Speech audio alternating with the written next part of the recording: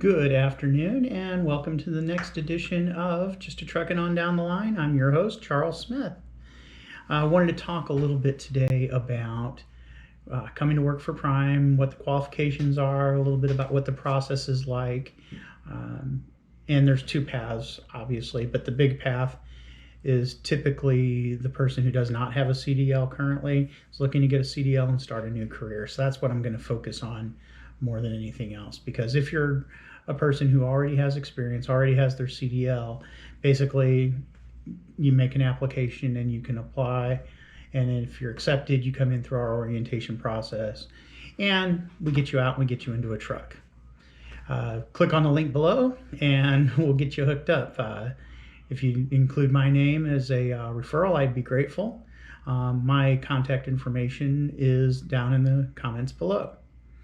Anyway, if you want to become a commercial driver's license holder, Prime has an excellent program. It's been in place for a lot of years and it's refined as we've gone along. And I believe it is truly one of the best training programs in the industry. Having come through a truck driving school myself, where I went to a traditional school where I went for several weeks, did all of the things that you do in a traditional trucking school. I got my CDL permit. I learned how to back. I learned how to drive the truck. I learned how to do a pre-trip, did all of that stuff. Graduated, got my CDL. Then I went to work for a carrier. That is not what we do at Prime. We do it like that, but except it's all done by in-house personnel. You don't then get sent off to a different trucking company. But let's go ahead and let's start with the basics here. The basic requirements: you must be at least 21 years old. You must have a valid driver's license. You must be able to obtain a U.S. passport, TWIC card, and meet the Homeland Security Transportation Administration requirements. You must provide no less than 10 years of driving work history, non-driving work history for the past 5 years. And you must provide this information at orientation. You'll also fill it out before you even come to orientation, but you need to have all that data available when you come back. Warning: previous employers will be checked and they got to be able to verify it. So if you've got a job that you think is going to be sketchy about verifying your work experience, let the recruiting person know up front so that they can deal with that. It's not an absolute deal breaker, but I got to tell you, my experience has been they need to be able to verify it. You can do that with W-2s. You can do it in a number of ways. Talk to your recruiter before you just give up on the idea that you can't verify the work experience. Also, explain any gaps in work. If you were out of work for a couple of months because you lost one job or you left a job and then it took some time to get another one, explain that and talk about what you did during that time off. You must be able to show a stable work history. For experienced drivers, they say that you shouldn't have more than 3 employers in the last year. If you're hopping jobs every couple of months, that's not a good indication of stability to our recruiting department, and you may not get accepted. You must have an acceptable motor vehicle record. If you've got a bunch of speeding tickets and have a bunch of accidents and things like that, you're probably not going to get qualified. If you've got a couple of things, have a discussion with your recruiter again and talk about what it is. I had a student last year who had some driving history issues, and he was able to get it worked out, got everything verified, got everything taken care of. I believe he had to wait a month or two in order for one of the items to fall off, and then he was able to start training. And I can tell you now that he is getting ready to upgrade into his own truck. He moved from our reefer division to our tanker division. So once he was completed with his training with me, then he went out with one of our tanker trainers, and they finished up his training, and he's getting ready to upgrade now. And then you must complete all the starting classes that come in. And that all happens during our orientation process. Typically, you come in on a Sunday night to Springfield, Missouri, and then you're put up in a hotel that is owned by Prime. You start your classes the next morning. You're filling out paperwork. You're doing all of these things. verifying employers and all those kinds of things. And you'll go to various classes, some sim lab things where you're getting familiar with what driving a truck looks like. The simulator is not driving a truck. It is not like driving a truck, but it gives you an idea of what the experience can be like. Let's see. And then once all of that is done, then you're assigned a trainer. And then let's stop for just a second. So before you show up to orientation, you will have already gotten your commercial learner's permit. And you'll have taken a physical, and you will have done a drug screen. If all of that passes, then you're invited to orientation. And then you come into orientation, show them all your paperwork, verify your work history. Then you're assigned to a trainer. You'll go out with a trainer for 3 to 4 weeks. Sooner if your trainer feels like you're ready to come in earlier than that. And at that point, what you're learning to do is you're going out with the trainer, and you're delivering and picking up and delivering loads for real customers out there in the real world on real driving conditions. You're not just driving a test track around town.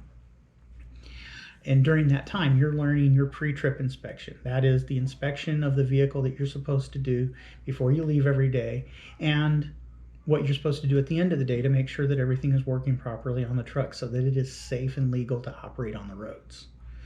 You will understand as you come into this how important that pre-trip is. You want to make sure that that piece of equipment operates properly, because that's your life, that's your trainer's life, and the life of the people around you who are impacted by the condition of your equipment.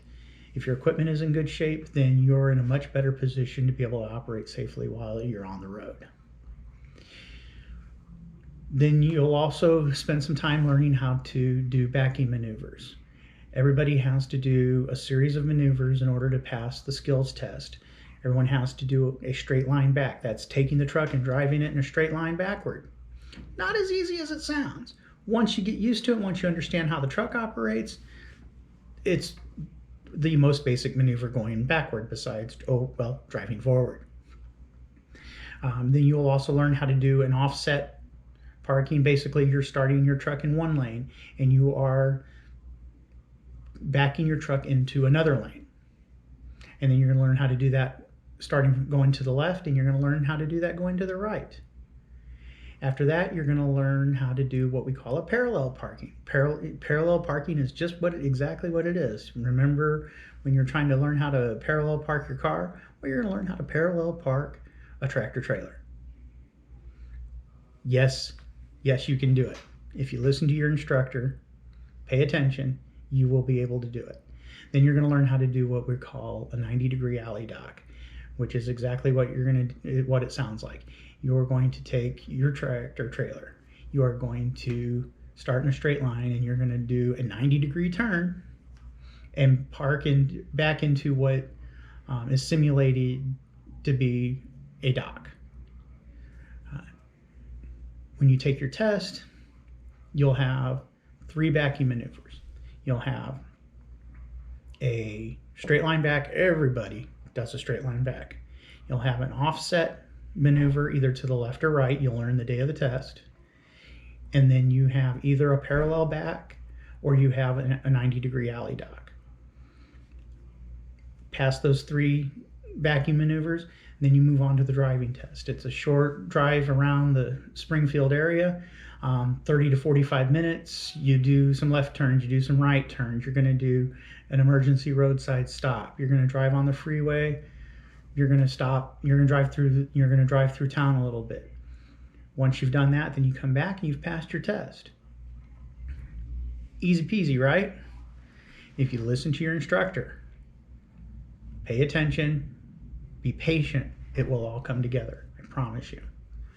Once you've completed that and now you've passed your test, you'll go home to your home state and you'll get your commercial driver's license. You'll take the test paperwork and you'll be able to show your state that you've passed the test, and they'll give you your commercial driver's license.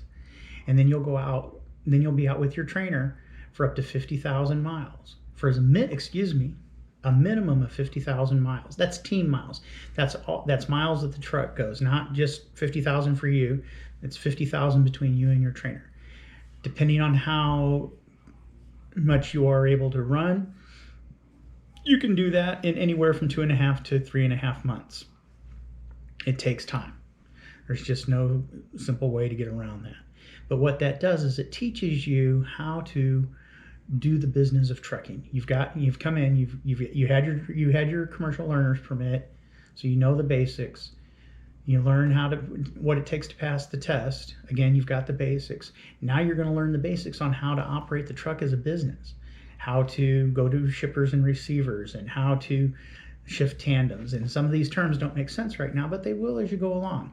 And basically what you're doing is you're adjusting the weights on the truck so that you're able to operate legally on the roadways. How to make sure loads are properly secured, how to trip plan, learn how to live that life on the road. A good instructor is going to teach you about money management and home time coordination and all of those things. Will you know all of it at the end of 50,000 miles? No. But it's a good point. It's a point where you will go out and you will be in a much better position to operate a truck successfully and to have created a new career for you. The things that can happen for you once you've gotten into this new career, I just can't even understate at this point. Your life will change by